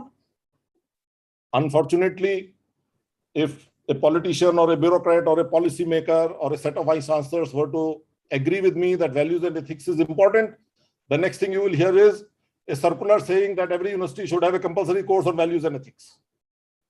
As if values and ethics can be taught by teaching in the classroom and giving a textbook and doing an exam. We are back to square one, right? Now, my thought is that we need to introspect. We need to think, how is it that we can do things differently? Can you recall your own teachers? Can you think about what do you remember fondly about some of your teachers? And that is where your answers will start to emerge. If I were to do introspection, my most fond memory of a school teacher is of a class 8 class teacher of mine, Muid Ahmad Azmi, who taught me for 1 year arithmetics. And he remained connected with me till he died in 2010. Now, Azmi Sahab remained all through my mentor and my friend philosopher guide all these years. When I was going to United States, he would visit me in Roorkee. He would make sure that he also visits me in Dehradun, where my parents were, so that he would also see that the family and I are comfortable. He would visit me in Kanpur. And he taught me idealism. He taught me honesty. He taught me purpose. I don't know where I will be today if I had not met that teacher. Let me take another example from my Roorkee days. And Professor Prem Krishna is here on this call, so I will not like to mention about my fond memories of his interactions and his teaching and his impact on me, because that might embarrass him. But let me mention about somebody who was his classmate, and we lost him very recently, Professor Anand Prakash. And I think Tandon Sahab, you were also classmate of Anand Prakash and Prem Krishna. Am I correct, Tandon Sahab? Yes, I think so. So I was fortunate to have teachers like Professor Prem Krishna and Professor Anand Prakash. And let me just give you one example of Professor Anand Prakash. You know, Professor Anand Prakash taught us course on concrete design. He taught us a course on bridge engineering. But what was most important thing he taught us was that when I was doing my BTech project, and he was the advisor for design of a 13-story multi-story building with irregular frames, and we had only a 2-dimensional frame analysis program, and I complained to him that I needed a 3-dimensional computer analysis. We are talking about 1979. And he just went berserk on me. He said, Sudhir, do you think Empire State Building was built when there were computers? Do you think Taj Mahal was built when there were computers? Do you think Qutub Minar was built when there were computers? You mean to say that we have taught you, prepared you, and you are not able to design something because you don't have a computer program or a computer? I think that has been the most important learning for me, that common sense is much more important than calculations.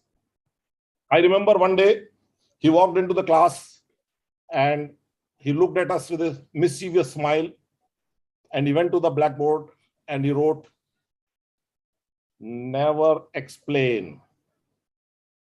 And in next line, and we were wondering, what is he doing? And next line he wrote, never complain. It has been a mantra for me, never complain. I mean, what a beautiful lesson of life Anand Prakash ji taught me.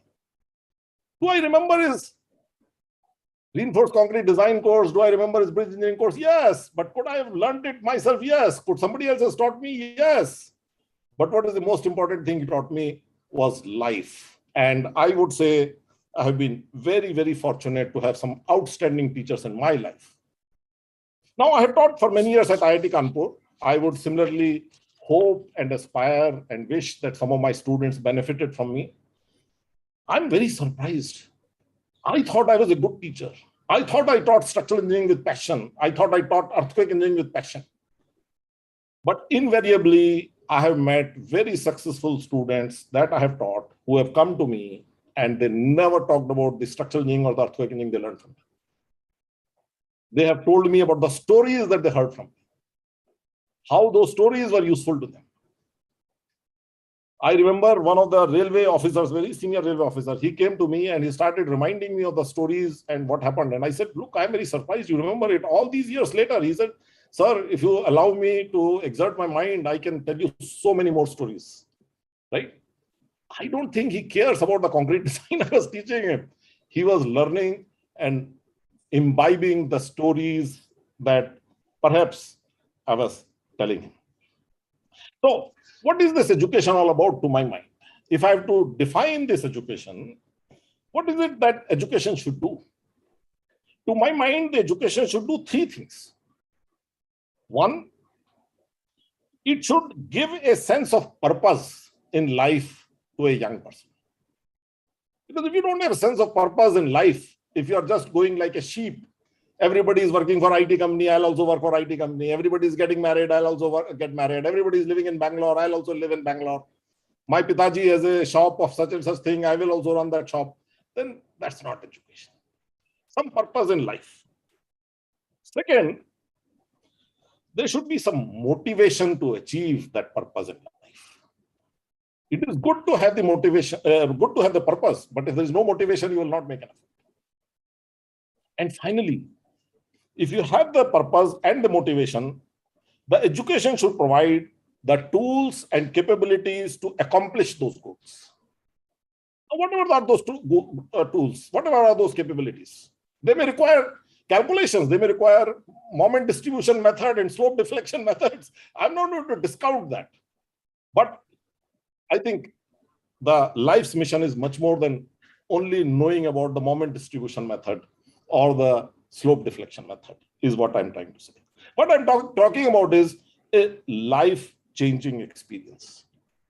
What I'm talking about is transforming the person, making the person a better person. That is what education should be all about.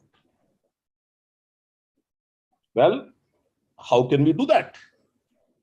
Because our standard model is you go to the college, you are told the syllabus, you are told number of books, number of courses, number of exams, you pass them, and you get a first degree, and you're given a degree. That's it. How do we do that? I think the most important thing is to build trust in our universities, allow them flexibility, allow them experimentation, and let them make mistakes. The moment anybody says to a university, do it this way and this will solve the problem, I think they are creating more problems. If I were to say that, okay, I have done a lot of experimentation, I've learned a lot, all right, this is what works at IIT Gandhinagar, please do this at your college, I think I'm violating the basic principle of education. I can speak for hours on things that we have done at IIT Gandhinagar. Let me just share with you a few things very briefly of how we have tried to build an educational experience for our students, which meets the kind of criteria, the expectations that I have just now mentioned. As a very, very key element, we said to ourselves that our students are in the center. We are not in the center. My students are very fondly able to recall so many times they've heard from me and from my faculty, and they will tell you that IIT Gandhinagar follows the policy called students first. In everything, the student interests have to be the first and foremost importance. Everything else is secondary to students. Second, treat the students as adults, as responsible adults, put them under no restrictions, allow them to make a mistake or lots of mistakes, allow them to make a mess of their life if that is what they want to do.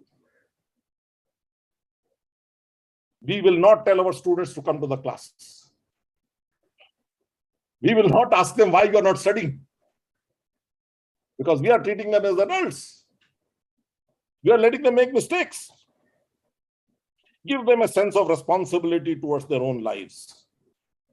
I'm delighted to say that I might be the only IIT where we don't put any restrictions on the boys going to the girls' room or girls going to the boys' room or staying there for as long as they want.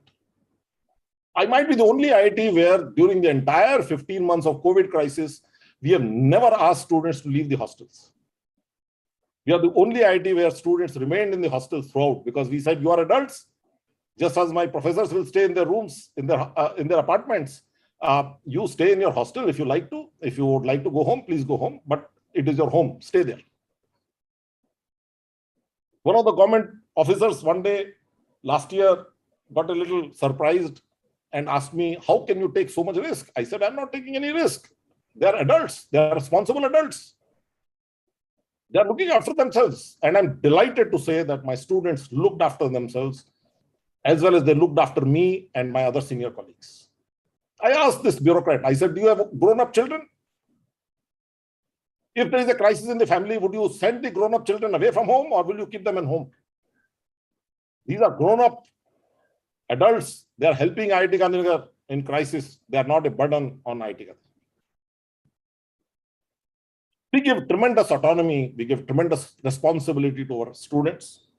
As a very interesting example, our disciplinary affairs committee has 4 voting student members and 6 faculty voting members.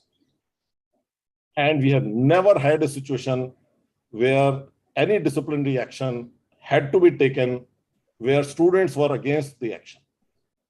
Invariably, we are finding that students are more strict about disciplinary actions than the faculties, because they are saying that there is so much trust that the institute has put on us.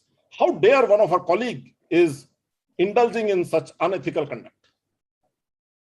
This has been our very, very constant experience. In fact, if you talk to my students, they will very fondly say, hey, IIT Gandhinagar treats us as adults. They're very proud of it. And they show responsibility towards that. And we have been very, very strict in certain matters in taking disciplinary actions. Tandon Sahab talked to you about foundation program. This foundation program has been a life-changing experience. 5 weeks, full time, 6:30 in the morning to 9:30 in the evening, total boot camp of some sort. When we started it, some of the older IITs, they were aghast. They said in IT system, if you miss classes even for 2 days, there is a scandalous situation. And here is this guy, crazy Sudhir Jain, who is making students miss classes for 5 weeks. And my promise to my faculty was, I want my students to be well-rounded, holistic individuals who will succeed in life. And if you need 5 weeks, I'll give you 5 weeks. If you need 5 months, I'm willing to give you 5 months. Out of 4 years, 5 months is not a big deal. I'll give you 5 months. But help me convert them into holistic individuals.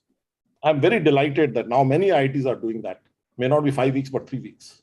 Very delighted that some years back, AICTE sent a circular to all engineering colleges saying that a 3-week induction program where there are no classes, this should be done. We created a Explorer Fellowship where we said to our students that you must understand India. You must understand how common man lives. You must understand how the poorest of this country live. We give our students 38,000 rupees and we let them loose for 42 days on an average of 900 rupees a day. They must travel the North India, South India, Northeast India in 38,000 rupees, includes train ticket, includes food, includes dharamshala. Obviously, nothing more than dharamshala is possible in that budget, 900 rupees a day.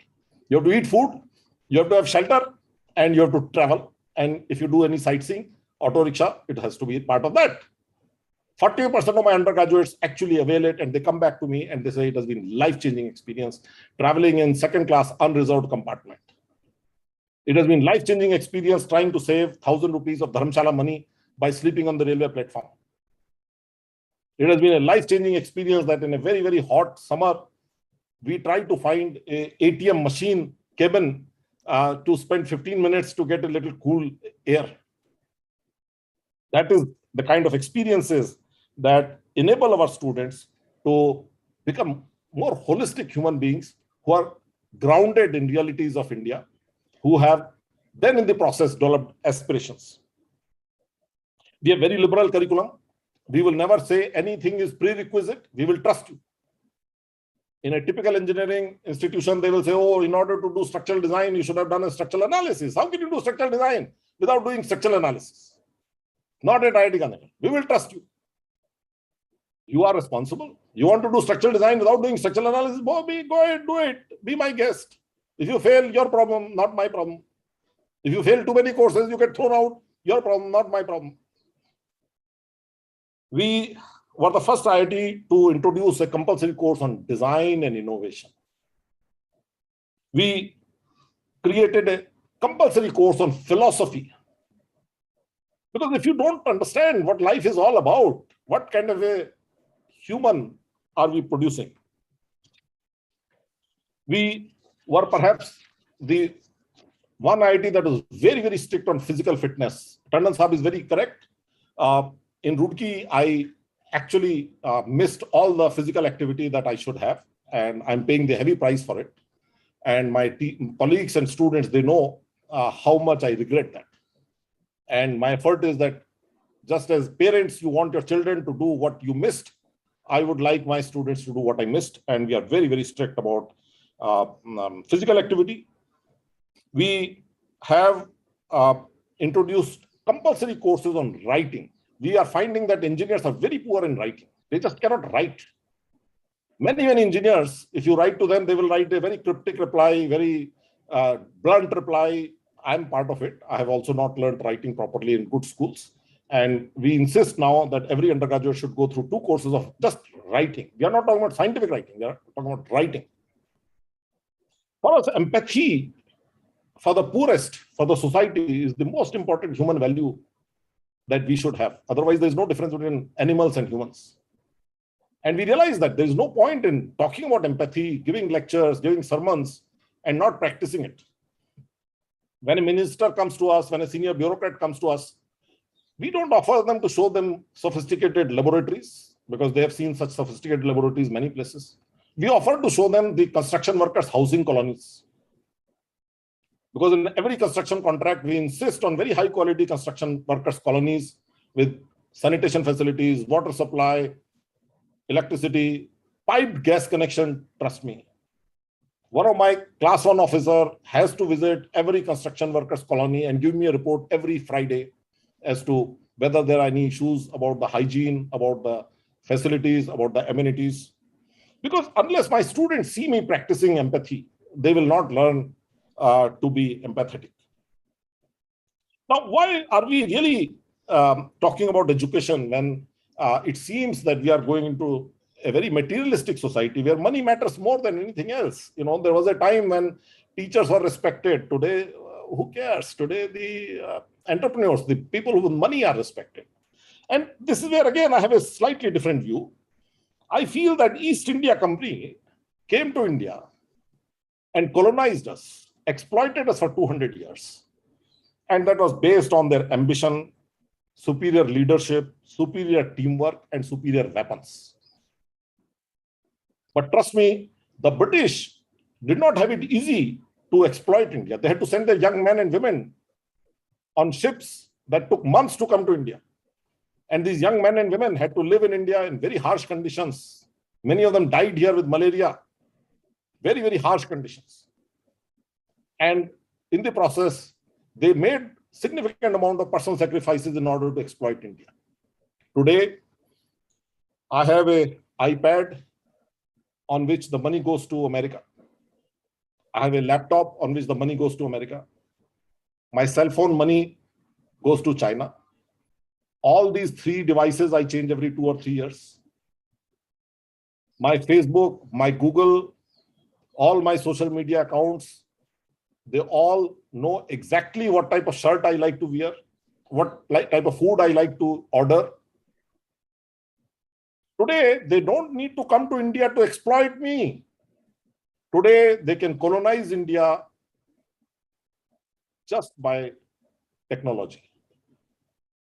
Today, some miscreants somewhere in the world can actually put us down very easily if they can get into our cyber systems.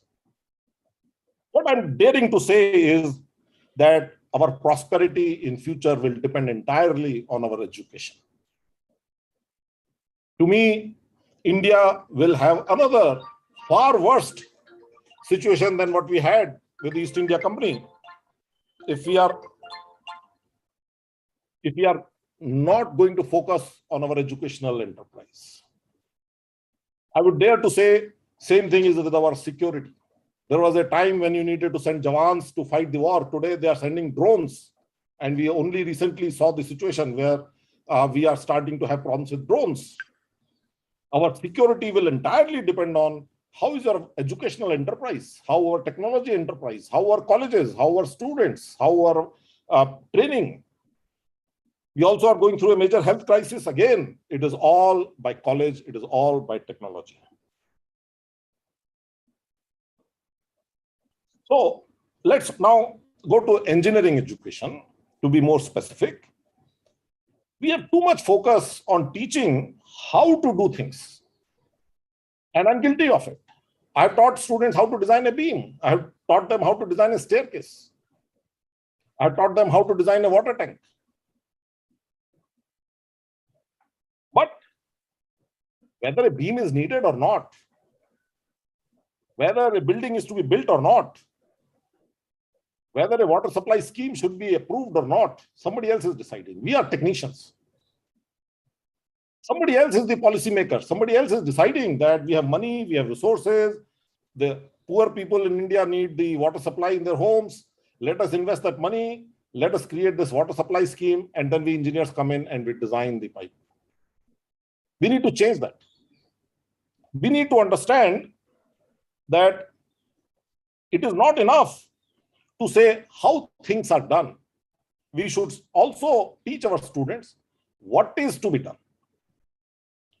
who it is for, why it is to be done, right? Let me share my screen with you and share with you a very embarrassing episode from my own campus. And I hope you don't mind my sharing the screen.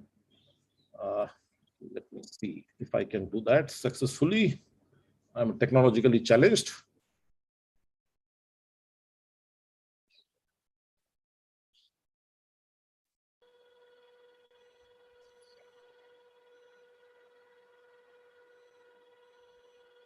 Are you able to see my screen now? Do you see a fountain? Not fountain, but we see a lot of chapters. 1, 2, 3. But chapters are gone or they're still there? They are still there. There is a problem. You have to open the chapter, I think, and then share.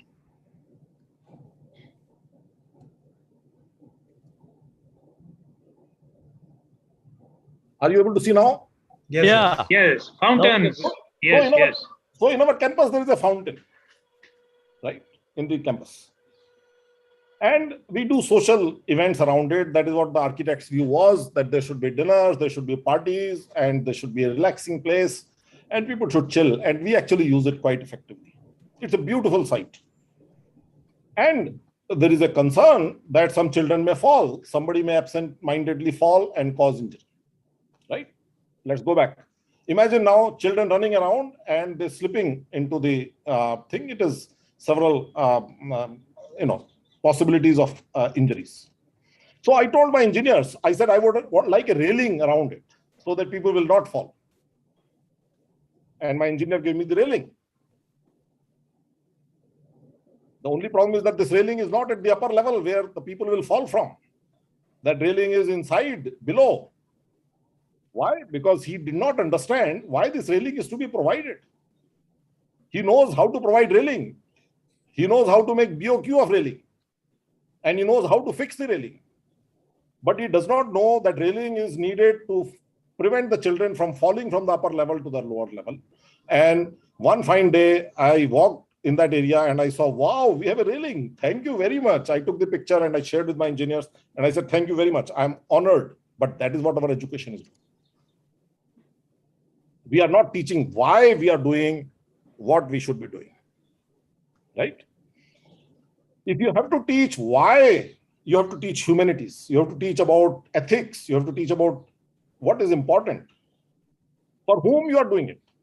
If you have to build a dam and you have to worry about the people who are going to be displaced by the dam, by the reservoir, you need to understand the society. If as the engineer in charge of dam, you cannot handle the society, the people who are going to be displaced, you will be replaced. Somebody else will become the boss of that project. You need to teach social science. What is to be done? You need a policy, architecture, social sciences, those kind of disciplines. We have to stop being technicians if we were to achieve leadership positions. How do we do that? To my mind, we need to think about a T-shaped education. If you think about capital T in English, the horizontal bar is very shallow but very wide, and the vertical bar is very deep but very thin. If you translate that into our system of education, you would like my students to know something about everything but they should also know everything about something.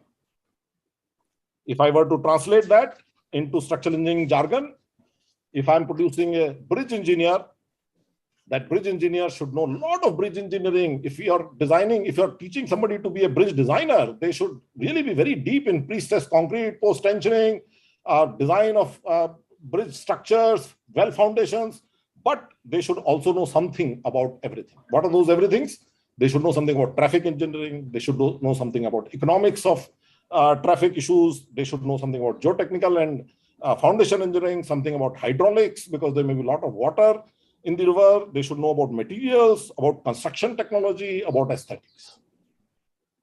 If they don't know that, they will not be project leaders. Somebody else will be project leader. And that is what is happening in building industry today, because similarly, we are becoming a structural designer of buildings. If we want to be the project leader, we also need to know something about architecture and aesthetics of buildings, geotechnical and foundation engineering, electrical systems, HVAC systems, ELV systems, materials, construction technology. And I'm not talking about humanities, social sciences. That should be there, of course, math and physics and all that stuff. We need to create that kind of an education. For coming to today's talk, I just opened the website of one of the bigger IITs, and I said, let me see what are they teaching in MTech in structural engineering. And I'm guilty as much. Try that experiment. Go to any IIT, ask them, what do you teach in MTech structural engineering? The list of courses will be something like continuum mechanics, finite element method, structural dynamics, advanced structural design, analysis and design of bridges, structural engineering laboratory, electives, thesis and project. Where is the synthesis? Where is the problem solving? No, that's not what we will do. I think we need to remember our surveying class, since this community is of civil engineering community. Remember your second year surveying class. The first thing surveying professor taught us was whole to parts. You don't start with plain tabling. You first look at the whole area, and then you do triangulation. You get a big sense of the big picture before you do the parts. We need to teach structural engineering in a similar way. We need to throw a building or a bridge on a student, and we need to say, hey, if you were to design this building, tell us, where will you go? How will you go? Let the student struggle with foundation. Let the student struggle with soil mechanics. Let the student struggle with materials. Let the student struggle with analysis and with design and whatever that is. I would say that if I take that argument a little bit further to structural engineering practice, I'm very humble to have in audience very eminent structural engineers of this country, including people like Mahendraj ji, who has designed fantastic structures all his life in the country. And I have been beneficiary of some of those that he designed for IIT Kanpur, way back in 60s I'm talking about, and many, many others. India has some fantastic structural engineers. India has some great structural engineering firms, and they do fantastic work. Some of the projects that we have done, whether it's metro projects, whether it is building projects, Statue of Unity, somebody was showing, all of those are fantastic. But frankly, the question that I asked you about education, if you were to ask the same question about structural engineering practice, in good conscience, can you say that India's structural engineering practice in general, not isolated pockets of a firm or an individual, is satisfactory? Are you proud of the level of quality of structural engineering practice in the country that you feel is satisfactory? I don't know what your view will be, but let me share with you my view. And let me therefore again share my screen once more. Every now and then, you will read in the newspapers, building collapses without any earthquake shaking. Many times they are actually done by formal engineers. These are new buildings sometimes. And of course, earthquake is my subject, but Anil Shah is here, and there may be many other people from Gujarat. 130 multi-story buildings that collapsed in 2001 earthquake in Ahmedabad, which is 250 kilometers from the epicenter. They were all new residential 10-year or less than 10-year-old buildings. And they were all having a structural engineer behind them. They were not done by a villager. on his own initiative. In fact, villages, multi-story buildings perhaps may not have done so badly. This is the building after building that we saw. And my contention again is that there is much to be concerned about as far as structural engineering practice is concerned. Let me now give you two examples of phenomenal structural engineering experience that this country has had some 90 years back, 80 years back. And that was because of good education. Let me share with you this slide of, let me, are you no, we are not seeing your screen. All right, so let us make one more effort, if I can do that. Let me share this. Yeah, let me share this example with you. In 1931, 100 people died in Balochistan in an earthquake, and a gentleman by the name Sardari Lal Kumar, who was 28 years old, assistant engineer in Indian Railways at Lahore, was ordered by his boss to make earthquake-resistant houses in Quetta, Balochistan. He was a Roorkee graduate of 1928. He was 25 years old when he graduated from Roorkee. In those days, Roorkee gave not a BE degree, they gave a CE degree, civil engineer degree. And for 3 years, he had worked in Indian Railways, perhaps maintaining track and doing earthwork and maintaining bridges. He went to Quetta and he built 6 bungalows for railway officers. He wrote an article in 1933, 2 years after this instruction was given to him, where he explains that when his boss asked him to build these earthquake-resistant houses in the entire Lahore city, in every library he went trying to find out any book on earthquake engineering. He could not find any book on earthquake engineering, but there were certain books where he found half-a-page description on earthquake, and very rarely one-page description about earthquake. So that is the state of knowledge he was able to acquire in 1931 from literature, and I am very 100% sure that Roorkee certainly did not teach him earthquake engineering at that time. This gentleman built those 6 houses, and when 1935 Quetta earthquake came, 40 to 50% people died. Every house in Quetta was collapsed except those 6 railway bungalows. That is what good sense, that is what good common sense, that is what good education can do if one is trained well. That is what my point is. When the earthquake in 1935 killed so many people, there was a reconstruction by military, by railway, by civil authorities, and for the first time, this country needed no persuasion that earthquake-resistant construction should be followed. And that was the first time Indian subcontinent wrote earthquake codes and implemented them. 1941, there was another earthquake where these buildings did extremely well. Let me give you one more example. I don't want to take too much of your time. When I went to Andaman and Nicobar Islands after the big tsunami, I was very surprised to see this bracket kind of a iron angle on a mosque. And when I went inside the mosque, I was very surprised to see tie bars in the 2 directions, which is a classic earthquake retrofitting measure for masonry buildings of this nature. I was very, very surprised. And that made me realize that somebody in Andaman Nicobar Island knows about earthquake retrofitting. Somebody in Andaman Nicobar Island was introduced to earthquake retrofitting after an earthquake, and last earthquake in Andaman Nicobar was in 1941. And lo and behold, this is what I find, that in the Ross Island, that is where the British had their headquarters until the World War II, the church had done all of this earthquake retrofitting. 1941, ladies and gentlemen, that was before any earthquake engineering came. That is when no earthquake engineering was being taught, no retrofitting was being taught. Perhaps they did not even use the word retrofitting, but they had common sense, they had good education, and they considered that there is a value in doing what they were doing. So, this is what I would like to say. Let me just, since Anil Shah is here, let me show some pictures of this campus. This is a, Mr. Tandon mentioned about the confined masonry construction. we built our campus 3 and 4 story buildings. We found that the bricks needed for 4-story load bearing construction having the required strength were not available. We put a brick manufacturing plant on the site.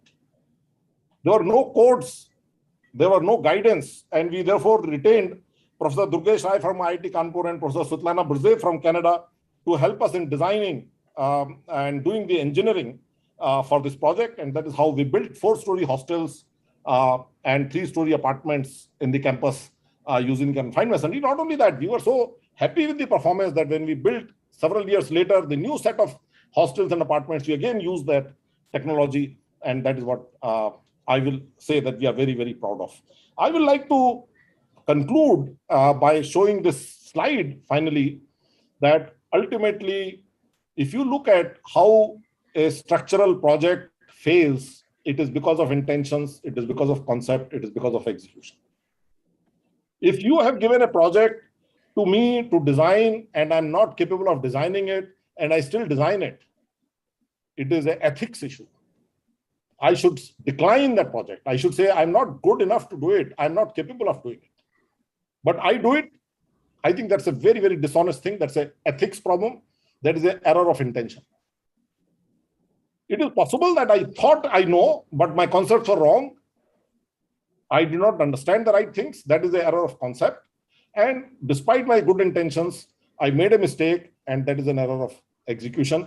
I would say that out of these, the most important is the error of intention. And we need to work on that and see if our structural engineering profession in the country as a whole could move towards an environment where there is a trust in structural engineering practice. Unlike other engineering professions, structural engineering is a very, very different profession.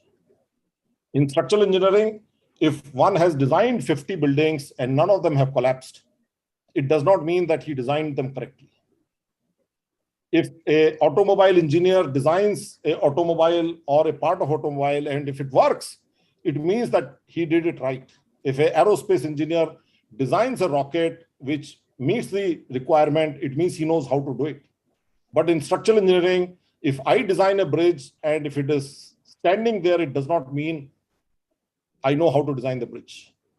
In engineering, elsewhere, success is the certificate that we know how to do it. But in structural engineering, only it is the failure that tells that we don't know how to do it. But success does not mean that we know how to do it, which means that the trust is the extremely important value proposition for the structural engineering profession. And with these comments, ladies and gentlemen, I thank you for your patient audience and for giving me this opportunity to share my views. Thank you so much. Thank you. Thank you, Professor Sudhir Jain, for this very unnerving lecture that you have, or talk that you have given. But there are many takeaways, I think, from whatever you have said in the last almost 45 minutes. First is I'm glad that you have highlighted in great detail the problem that exists in the education system in India. I think that was more than clear to everybody. But I think there is a bigger message which you have passed on, which I had mentioned during my initial introduction, that hope should not be considered as a strategy. If you think that things will work out, if we just wait and watch, they will not. We have to be proactive if we want to do something along the lines that your life represents, as a matter of fact. And there are other things that struck me, which were well known, but it's good to hear it from you. The 4 things that you mentioned about people, when you are judging people, what are the priorities in which you should judge them? You mentioned first come values, then attitude, then skills, life skills, and finally, the subject knowledge. It is in this priority that you should be able to judge people. And I think this is the also the priorities that you should have in life. And what you are doing in Gandhinagar is to instill them in this order, which I think is, again, something which is, we knew it, at least I knew it, but it was good to hear it again. And I think this comes from the experimentation that you are doing in IIT Gandhinagar, not an experiment just for the sake of being different, but experiment on these core issues, that how important is it to do a particular thing? Not how, but why. Why are you doing it becomes more important than how. And I think you have brought that out quite well. And this is another very good takeaway. You have, of course, pointed out that one of the life skills that is missing from engineering engineers is the communication. Basically, you talked about writing. I would like to add to it also speaking. It is as important as writing, and I think that you do have courses which teach you, which you have introduced in IIT Gandhinagar. You mentioned about surveying, and just on a lighter note, I would like to say that I also had a teacher in surveying in IIT Roorkee, or not IIT, University of Roorkee. And he said that supposing you are given a task that you have to survey a hill and find out what is the shortest way to go up or down. What is the method that you will adopt? Will you take your plane table? When you mentioned about this business of from whole to the part, but there is another way he mentioned. He said you take a donkey up to the apex of that hill and let the donkey find its way down, and you just keep marking where he is going, and you will find out that that is the shortest way to reach the top. So this is, and of course, you spent out of the 45 minutes, 40 minutes criticizing education. And there I was thinking that at least the practicing engineers are safe. But I think in the last 5 minutes, you demolished us also. And I'm grateful for you for having done that, because I think that we need to really think. Finally, I would like to say, when you say about, you have to think, I would like to tell you of my experience about the younger generation that we are confronted with, and one can't understand them. I think that the moment they reach the office, they switch on the computer and they switch off their brain. That is the tragedy that we are facing at the moment as far as education is concerned. Because I think that one is allowed to criticize education, even though one is not a hardcore educator, but one at least knows what is missing in our education as far as engineering is concerned. So I think with these few words, and thanking Professor Sudhir Jain for, like I said, shaking us up by his words and whatever he has said in the last 45 minutes, it is my pleasant duty to pass this the floor on to Mr. Alok Bhaumik, our moderator, to conclude the proceedings. Alok? I think is he? Alok, you are muted. Oh, acha. Hello. Yes, at last.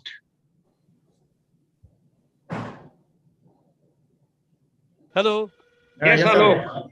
Am I audible now? Yes, Yes. yes. Okay. So thank you, Professor Tandon, for moderating, and what an inspiring speech by Professor Sudhir Jain. He has shown us the mirror. Not that we didn't knew our face, but I think it is sometimes it is required. Somebody needs to show us the mirror. And I can just tell you that in Indian Association of Structural Engineers, we are making a lot of effort in, in the form of webinars, refresher courses, trying to build capacity, trying to orient. But I mean, we it's an ocean. The problem is huge, and what we are doing may be a small fraction, but we are in the right direction. And I think, as Professor Sudhir Jain mentioned in his speech, not only today, but I have heard him in many occasions, where he highlighted the problem that we people do not have the problem-solving skill. I mean, it starts from the education institute, but even in the industry, everybody wants to get a prescription for what he is supposed to do, rather than thinking from his own self. So there are many areas where we need to work. But thank you very much, Professor Jain, uh, for this excellent speech. We have come to the end of our program, and may I now invite our Honorary Secretary, Dr. Visalakshi, to kindly give a vote of thanks for both these events. Over to you, Visalakshi. Yeah, thank you, Mr. Baumik. Thank you so much. Good evening, everyone. Myself, Visalakshi Talukukula, Honorary Secretary of Indian Association of Structural Engineers. It's a matter of pride for me to propose a vote of thanks for this maiden award ceremony and felicitation of Professor Sudhir Jain. Firstly, I would like to extend my sincere thanks to the present President, Mr. Manoj Mittal, and Mr. Alok Baumik, the past President and Chairman of the organizing committee of this event, and his team members who are instrumental behind this event. Thanks are due to Professor Prem Krishna, Chairman Award Committee, and his entire team for framing the maiden guidelines for the award 2020, and also acting as a jury members for the awards. It is an honor and privilege for the association to felicitate Professor Sudhir Jain for his exemplary contributions to the profession. And I would like to thank him for giving his vital time from his busy schedule for the event. Thank you so much, sir. I would like to place my hearty thanks to Vikas Verma, Secretariat, for his untiring work with a great responsibility. I would also like to thank all the participants who have attended this event and made the event possible. Last but not the least, I would like to thank our founding president, Mahinder Raji, and Professor Mahesh Tandon for guiding us during the entire process of the event, and also thank our governing council members, the office bearers of the organization who guided us through this event. Thank you so much. Thank you, Dr. Visalakshi. And with that, we would like to close this event. Once again, thanks to Professor Sudhir Jain, and thanks, many congratulations to all the awardees today. And we hope that the next ceremony we will have next year will be in person somewhere in Delhi or maybe somewhere else. Hope to meet you physically in the next year. Thank you, and let me close the event. Thank you very much. Thank you, Alok. Thank you. Thank you, everyone. Thank you. Thank you. Take care. Thank you. Thank you, everyone.